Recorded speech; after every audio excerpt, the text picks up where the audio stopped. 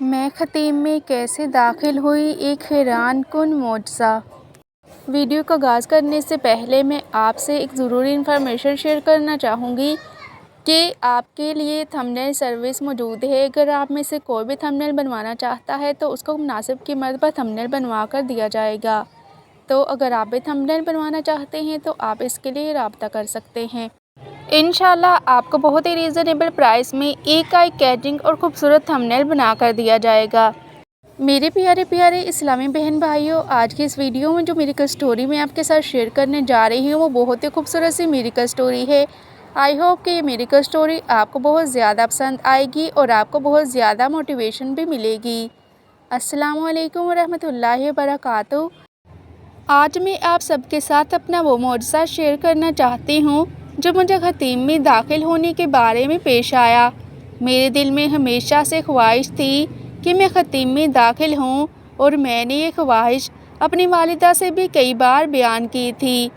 تو ایک دن عمرہ کے دوران میں وضو کرنے گئی اور اچانک میرے دل میں یہ خواہش پیدا ہوئی کہ میں خانہ کعبہ کو قریب سے چھوؤں۔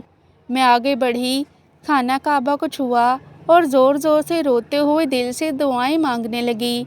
اس کے بعد میں نے دیکھا کہ ختیم کے قریب ایک قطار بن رہی ہے۔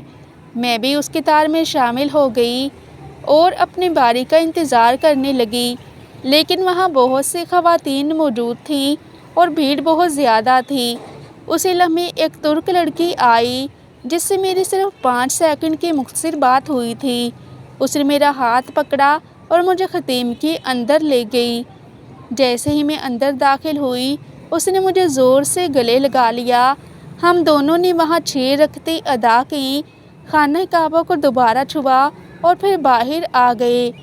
میں خوشی سے پھولے نہیں سما رہی تھی۔ میرا سب سے بڑا خواب پورا ہو چکا تھا۔ جب میں ہوٹل واپس آئی تو میں نے اپنی والدہ کو بتایا کہ میں ختیم کے اندر گئی تھی۔